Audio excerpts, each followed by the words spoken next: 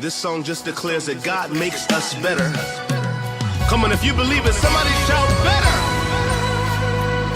God makes us better. Got every trial, every tribulation. I thank you. You make me better. You make me better. I'm nothing without you. I'm better. I'm better. You make me better. You make. And now, introducing the host of I Am Better Now, Dr. David Jones.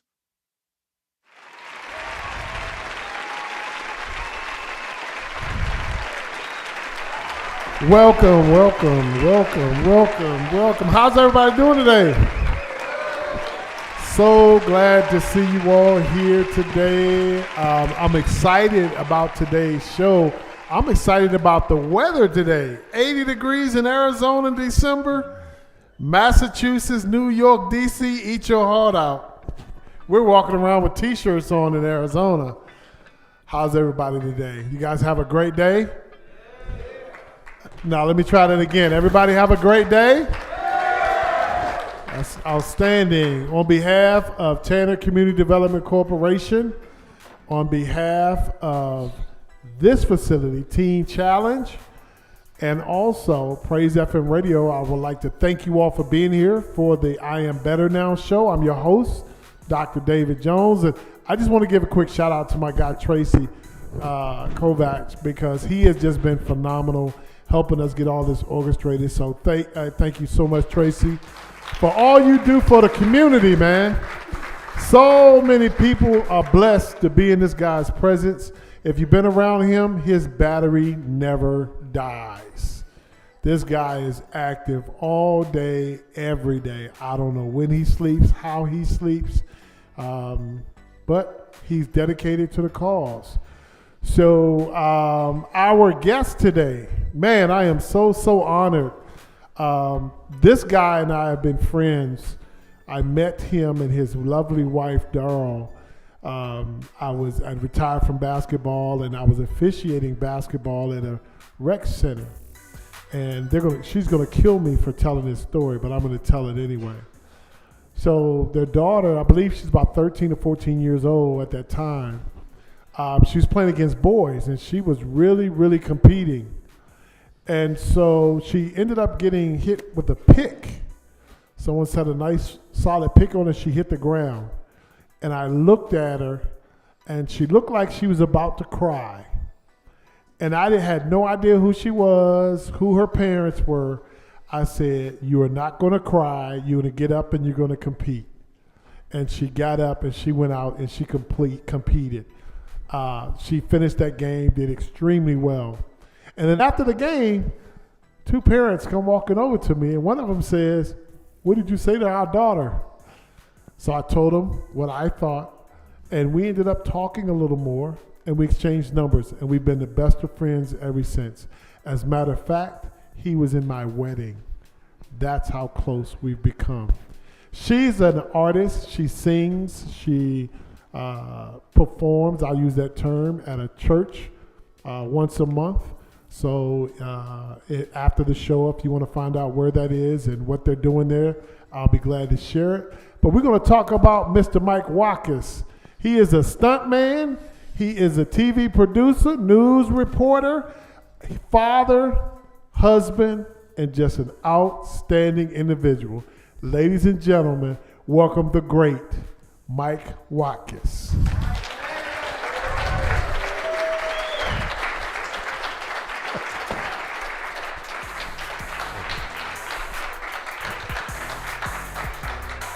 My guy, man. Thank you, David. Yeah. Pleasure to be here. Thank you, everyone, for joining us this evening. I never thought I would see the day that I'm sitting on this end of the microphone talking to you. And you're the one that's been doing this for decades. I have, and this is a very uncomfortable position for me to be in. I want you to, so if it goes badly, you're warned, okay? It's his fault. Yeah, it's That's my the fault, warning. Yeah. Man, we've had some great times. Yeah, we have been friends for about 20 years. I heard David discussing some of this, and it really was through our children. And we've gotten to know his lovely wife, Tiffany, and they just want to say congratulations and happy anniversary because it was a year ago this week. Yeah, The best thing that ever happened to him happened to him. So, yeah, it's great to celebrate that. Well, thank you for recognizing that, Mike. Yes, well. Have I changed that much? Say again? Have I changed that much? You're better. I am better. You're am better. better. Just say, yeah. What's the name of the show? I am better now. Yeah, Okay. Yeah, you're better. Man, I just want to dig right in. First, I want to talk a little bit about your family. You, Mike, you've shown me just what family looks like. Your children are very successful. I've known them now, like I said, almost 20 years. Colt, your son, I got a chance to coach him in basketball, officiate him in basketball. Your daughter, I got a chance to officiate her in basketball and train her to help get her ready for college, which she went to college and had a very successful collegiate career. Yeah. Graduated, went overseas and played professionally a little bit. Yeah. Came back, did some semi-pro ball, and now tell everybody what she's doing. Well, despite her father's best efforts to steer her correctly in life, she has turned out to be a TV reporter. What a surprise! She lives now. She's basically doing what I did, but she's a year into her career, and she's already so much better than I ever was. So I'm pleased about that. But yeah, she's doing really well, and thank you, Mike. My kids' success, if they have had some, it is entirely attributable to my wife. Yes. Because I don't know if I was that great a father, but at least I was there. Yeah. And I think, really with children, I think as a parent, the best thing, you're always getting advice on how to be a good parent. People are always willing to tell you what to do. And my only advice is be there. Yeah. Over time. And I've been lucky because both of them, knock on wood, it's a day-to-day thing, David. You know that. Yeah. But they're doing well. Thank you. It's if you've been faking it, good job. I have been faking it for almost 70 years now. Truth be told. Yeah, I'm going to get into Colt, but I want to stay on Dylan for a minute. Yeah, okay. Her toughness came from who? Oh, I most of the good things from her mother. Most of their bad habits I probably gave them. And no, I don't, whatever. She's a good kid. They're just good kids. Yeah. But that's luck. As parents, you can try to be a good role model and try to be there. But it's and I know the various journeys that people in this room have traveled. Right. Life throws you all kinds of obstacles, and there's no one path that leads you from point A to whatever. But we all find it, and we're lucky if we get a few good breaks along the way. Yeah, Dylan grew up too fast. I remember, was it her 7th or 8th grade? She had I had seen Dylan in a ponytail with basketball shorts on and a T-shirt for like 5 years. How quickly these things changed. And then all of a sudden, I go to her 8th grade prom, and she's not expecting me, and she's got on a prom dress. And I'm like, absolutely not. I want my old Dylan back. I want my baby back. Yeah. And she had on lip gloss, a dress, and some heels, and I struggled with it. And you're the dad. It wasn't any easier for me, pal. But life goes on, and I'm very proud of them. And along the way, you've seen them grow up. Yeah. And Colt, I met Colt in the same gymnasium. And Colt, I thought, was a really good basketball player, but it almost felt like to me he didn't want to go to that next level, and so I kept trying to push him there. Basketball wasn't his first love, but he enjoyed the game. Yeah. And, I got my degree in child psychology, and Colt was the kid that taught me that everybody's not playing the game to get to the level that you want to get to. Some kids just play it because they enjoy it. Yeah. And he enjoyed it. And I didn't bring him, as you can see, just physically. I did not bestow on him a lot of innate skills or a lot of innate height. He's a little slow white guy. So, he had some obstacles to overcome. And again, thank God his mother is tall and athletic and beautiful. So, and I remind him, that's all my doing. I deserve all the credit for that. Yeah, that's good. We would take about 20 to 25 kids to Yakima, Washington. Great trips. Every year. Terrific trips. I had an opportunity to play collegiately there, and my experience was phenomenal. Yeah. The entire campus treated me very well. So here it is 20 years later, and I get to bring kids down. And so your kids travel with us to Yakima. You took a week off from work and traveled two years in a row. Yeah, we went up there. There was a great trip, and with so many fun kids, and watching Dave, mentor these young men, and it was really a profound experience, a lot of fun, and a lot of great basketball. Yeah. And for some of these guys, it was their first experience outside. Yes, it was. Traveling By for a couple of one kids. kid had never been on a plane before, and he waited until he sat next to me on the plane and say, "This is my first flight, Coach." Yeah. I looked at him like, "What do you want me to do? Fly the plane? You trust me?" But they're important experiences for those. I think many of those young men. Yeah, they got so much out of that, Yeah, and now to stay in touch with all those kids the way that I have, that means a lot. I want to talk about your career in journalism and on screen. Yeah, well, sorry about that.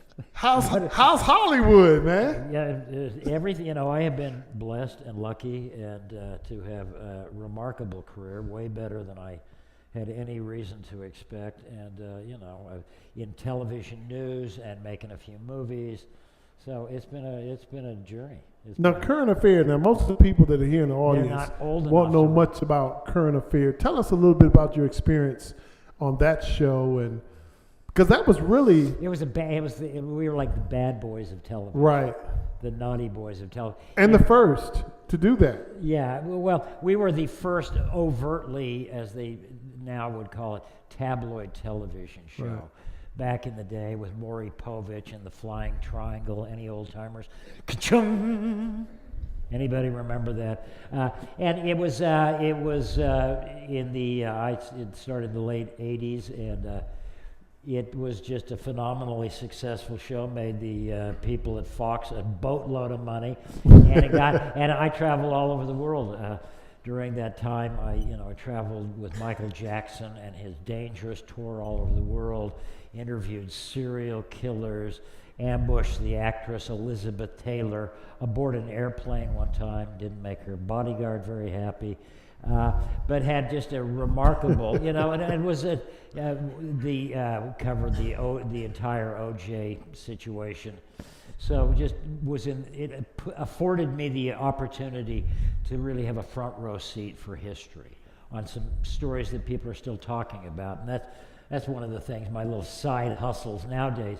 Everybody's now doing these true crime sort of retrospectives, and they want to go back and talk about famous trials and famous killers. And it just so happens I covered a lot of this stuff in real time. So I find myself being approached by producers saying, "We're doing a retrospective on the Night Stalker." Oh yeah, well I spent some time in a jail room with him one time. So it's just interesting to see these old stories that still have a lot of traction and people are interested in, and calling me up to be the old guy now, looking back on these events. So now they just call you the Story Hustler. Story Hustler, and I stole that name. I love the name, but a woman, I was covering Michael Jackson when he was, a lot of the allegations that you've heard of. were first breaking, and a woman who was sort of in Michael's camp wrote a book and referred to me as a story hustler.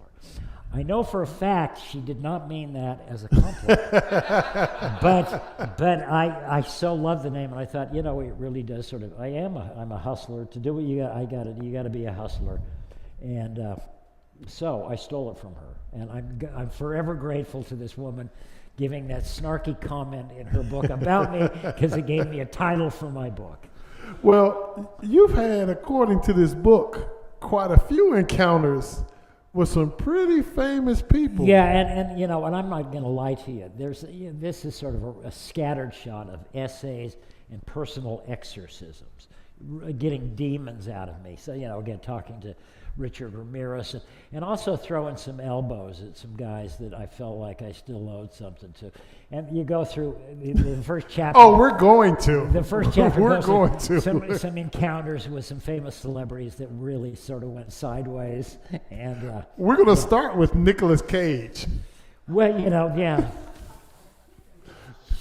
Talk about what happened on the streets. Well, it was in Hollywood. Seemed like a quintessentially sort of Hollywood moment. My wife and I had some company in town. It's a long story, but we had some company in town. We were going to show they were saying we were at our apartment. We were going to take them to the beach, which you do when you visitors from out of town and they're in L.A. I had some brand new roller skates. I didn't want to walk with my wife, and the friends parked their car and they're walking to the beach. I had some roller skates on, and I used to work out a lot, so I was much bigger and sort of buffer than the little. This guy used to walk down the street on his hands. Yeah. So anyhow, I'm back in those days, and I've got some roller skates and gym trunks on. So that's all I have on. I'm just out skating near Santa Monica. And all of a sudden, a flashy red car drives. I'm sort of in an industrial area off the street. Flashy red car drives past me. There's nobody around. Keeps going. It's L.A., no big deal. It stops about 100 feet in front of me and starts backing up towards me. And I'm looking around. There's nobody around. I'm the only person on the street. There's nobody there. It's Sunday. It's sort of an industrial area. It's shut down. Rolls down, and I'm standing there in my gym trunks, and a guy rolls down the window, and it's Nick Cage. I almost laugh. I'm thinking, what is Nick Cage doing? And I don't know if you've ever been in a bar when somebody, wants to fight, and you just feel the bad vibes. You walk into a room and somebody hates you. Being a reporter, I got that a lot. So I knew that so this guy rolls down the window, it's Nick Cage, and he looks at me sort of. I'm not used to these newfangled microphones. This is new since I was in the biz. And he looks at me and he says, "Are you okay?" You think pretty harmless, but it was in the most sinister Nicolas Cage kind of way. And I could tell this is not a friendly interaction. He doesn't give a damn about my well-being. And so I sort of jockeyed up and I got, squared up to him, and I realized this is serious. Yeah, I'm okay. He paused and I don't know if he was going to just jump me. He wanted to buy something from me. He wanted to buy me. I don't know what Nick wanted in that moment, but I looked back and gave him as bad as I could give back to him. Yeah, I'm okay. He rolls up his window and speeds away. I wouldn't tell that story because nobody was there to confirm it. I could have just been having my own delirium tremor. The next morning, I go into my office, and before I could say anything to any of the people, and these are reporters who covered celebrities, I walk in, and one of my oldest producer friends tells me, "You're never going to guess what happened to me, who I saw over the weekend." I said, "Who?" "I was sitting in this stoplight, and I look over, and it's Nick Cage driving around in this red car." And what was he driving? It's a red car, a red sports car with gold trim, and it was the same day. I didn't get a chance to even tell him about this. So I know that I wasn't hallucinating Nick Cage in the red car, and to this day I don't really know what Nicky wanted, but I don't think it was above board. And if I ever see him again, I will ask Nick, what was it, Nick, you wanted that day? Well, I don't think asking him now would do you any good. Yeah. Well, I don't, whatever. Yeah. If we cross paths again, I promise I'll ask. Well, here's the next one, and this was a big one. Sylvester Stallone. Yeah, and Sly and I got sort of sideways with each I other. don't call him Sly. I don't know him like that. So Huh? I said Sylvester. You go ahead and do whatever you want to. At my level, it was fisty. I mean, it was not friendly. So he Sly to me, okay? And I mean, they can give him all the awards they want in Washington, D.C. He was out with a young woman, you know, who was not his main girlfriend at the time, and a paparazzi friend of mine shot some pictures of him coming out of a club. Well, as opposed to most celebrities who sort of, you know, that's part of the game. Sly jumps into a car, and his bodyguard jumps into another car, and they chase my paparazzi friend literally high speed through the streets of Beverly Hills in the middle of the night, playing bumper car with his cameraman who had just shot the pictures of Sly and the girl. My paparazzi buddy was terrified, thought he was going to get killed by Stallone, drives right to the Beverly Hills police station, pulls it right up on the curb, and runs inside. Now we have a police incident because Stallone and his bodyguard have been driving very recklessly, chasing after this guy, threatening, you know, all kinds of mayhem. So now it's a story, and now I do a story on this pursuit and the photographs about Sylvester Stallone. Stallone didn't have a beef with me. With the picture or without the picture? Oh, we showed pictures that the paparazzi shot. I didn't want you to skip that part. We also reenacted this chase, as we used to do in tabloid TV, and Stallone was not happy. Not happy. And so he sued the paparazzi, and all I know is he called me in, his lawyers called me into a deposition to, you know, just beat up on me and thought I was just a sleazy tabloid lowlife, which I'm sure they thought I was. But we got, you know, they grilled me for about 2 hours, and my story was completely solid. And, you know, after this very aggressive deposition, I never heard another word from Sly and his people. But, you know, I'm sure he remembers, and I know I do too. And again, when I see Sly, we'll talk about it then. I got to take you down a road that may be a little difficult to talk about. You were one of the first reporters on the scene at Nicole Brown Systems during the O.J. Simpson. Yeah. Tell us a little bit about your experience, because that, for a decade, that story ran. Trial of the century. Yeah. You know, back in the, I kept thinking that I could hang on long enough in this century to cover this century's trial of the century, but I don't know if I'm going to make that. But, you know, we were there ringside. We were working in L.A., my wife and I, running the little bureau for a current affair, and we got a tip early on that morning. You know, it was a Sunday night into a Monday morning when the murders occurred, the bodies were discovered. And we, you know, just because it was my beat, I was already out with my crew when we got the news, just get over to Bundy, which is where Nicole's condo was, because something involving OJ. And the guy, my tipster, didn't even know exactly who the players were at that point. Just people connected to OJ, just get there. And so we're there literally as the crime tape is up around, and you've seen that crime scene early on. And I remember seeing Marcia Clark, for people who were OJ devotees, know all the players. In those first moments, the bodies were still in front of Nicole's condo. OJ had flown off to Chicago, and he was, you know, being brought. Cops had contacted him to come back. But this is the crime tapes up. I remember seeing Marcia Clark get out of a car, duck under the crime tape, and I'm thinking, she's got to be with the county attorney's office. Van Adder, Furman, all the names, again, if you're old enough to remember this, all the people showed up in those first hours. And little did we know that this, you know, these people were going to become globally famous. Right. But you knew it was a bad scene, and it was a bloody scene, and it was. I remember having the conversation with my camera crew, some seasoned guys who'd seen it all, and it was just such a violent, messy scene, just from the perspective we could see out on the crime tape, that it was like, somebody didn't just murder them, they wanted to mess them up. Right. And for me, again, just an old timer, like, you sometimes you have to love someone to hate them that much, to get that much venom. Right. And that much anger, and this was just sort of spitballing, armchair quarterbacking it in the early stages. But I remember those were my instincts. That somebody went out of their way to mess these people up. One of my biggest issues with this, of course, someone losing their life, or lives, I should say. But for some reason, this turned into a black versus white totally celebratory event at the verdict. Right. And that really bothered me.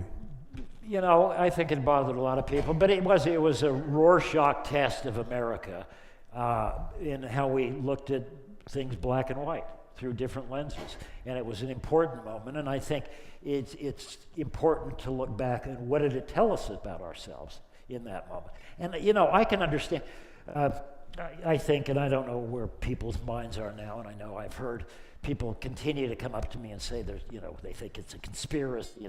I think it was a pretty straightforward case. Right. And the truth sort of, I think, came out in the end.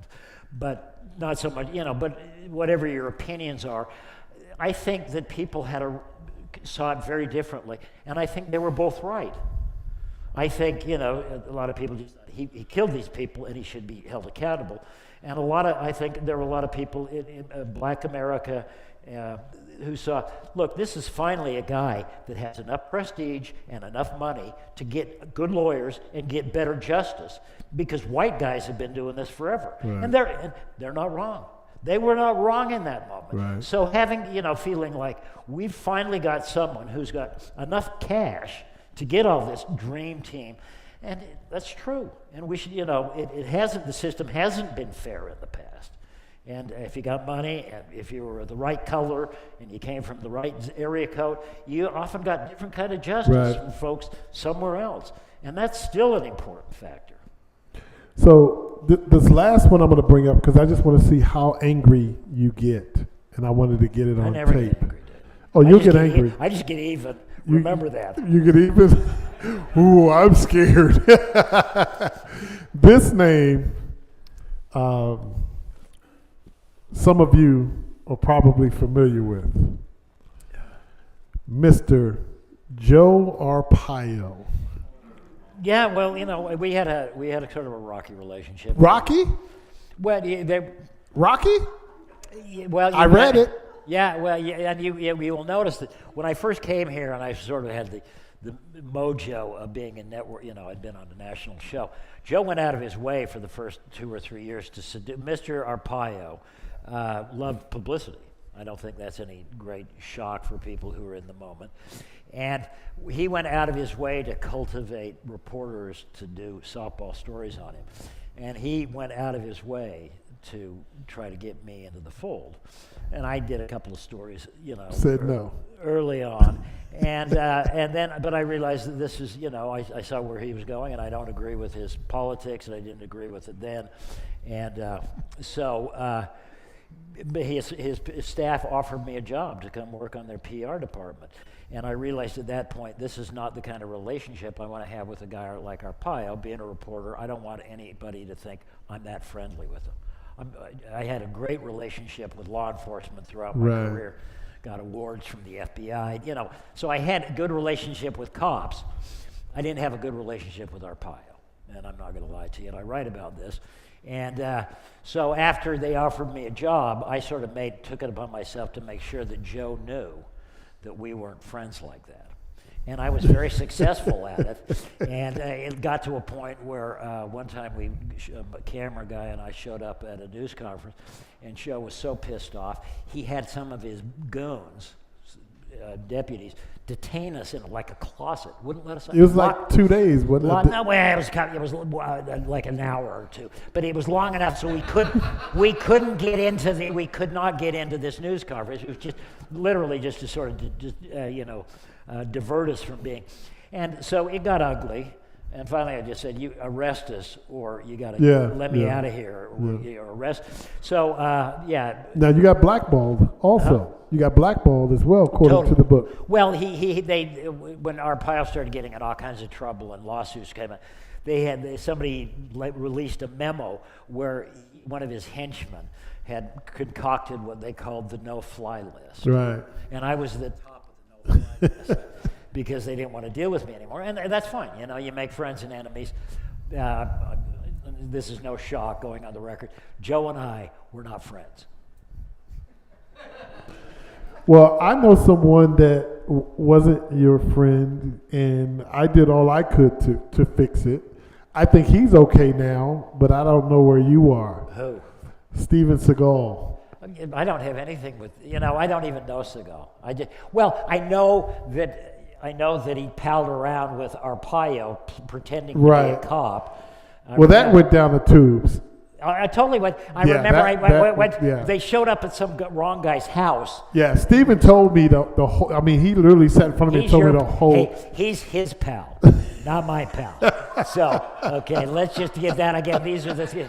I don't know what any of your politics are, but he's not my pal. And that's my dude, man. He's a big pal of Vladimir Putin too. So it speaks. I didn't say we about agree on everything. Is. I didn't say he and I agree on everything. But, I just said that's my dude. But no. And the only thing I know about him is that he went with Arpaio in one of these. This is a religious group. You can't. Yeah, you got to keep it PG. One of these nonsensical raids that he did, and we went and interviewed this guy afterwards, whose house had been raided, and he said he knew it was Seagal because he came in and he was so big it looked like he was wearing a muumuu. Yeah. So the big tough guy. He was 365 so pounds. Yeah. He was up to 365 at that point. He's still great with his hands, but whatever. Good. No. I'm sure he's a terrific guy. Yeah. You guys you have a special thing going. Yeah. That's all good. Yeah, but man, I did we enjoy Mike Watkiss today, guys? I mean, listen. If you get a chance, get a copy of his book, Story Hustler. There are some very, very, very interesting stories in this book. Some of the stuff that you read, just understand it's been life for somebody. All right, so his books are on sale. How can they get the book? I think it's on Amazon. Yeah, Amazon. I think you can get it. It's got the Story Hustler, Murder, Mayhem, PTSD. Yeah, and it's a little bit of all of it. Yeah, and you'll see his handsome mug on the very front of the book. So this is what Darryl fell in love with. I also read in the book before I let you get out of here, you chased her to France? I did. I did. Well, yes. I had blown it. She was mad at me. She ran off to be with one of her beautiful model friends in Paris. Yes. And I realized I'm gonna screw this up so I got on an airplane and flew out to get her. Got on my knees and it worked out okay. And so you've been married how many years now? 30. My wife's waving and she's going to correct me. Okay. He gets off the plane and he's talking to the beautiful stewardess. That's not in the book. That is not in the book. It was a better story before she just made that. It was a more romantic story, wasn't it? That's how much he wanted. Oh wow. Well, he got you, so something worked. That's wildly embellished over there. Man, we truly enjoyed you, man. Well, thank you for having always a pleasure. Our friendship. He's a great man, and he does a lot of things for. I've watched over whatever you've heard. I've seen with my own eyes helping young people in our community for all these many years on so many different levels. So, and now I get to call you Doctor. Yeah. Dr. David Jones, my dear friend. Yeah. I got an autographed copy of the book a couple of years ago, and I have it in my library. I have an area in my home with a lot of the valuables from some of the celebrities that I've met over the years, and this is right smack in the front. So thank you. Great reading. Again, check it out on Amazon. Thank you to Phoenix Teen Challenge for hosting our show. If you would like to support this transformative work, visit tcaz.org and click donate. Please be sure to follow Tanner Community Development Corporation on social media.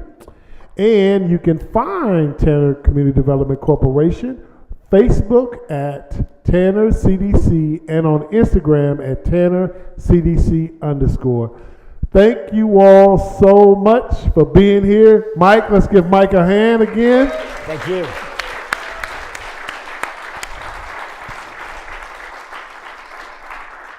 And we will catch you the next time, man. Keep being great. Tell your entire family I said hello.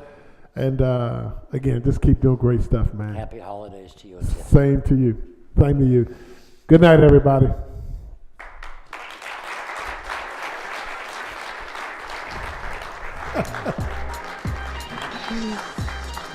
All right.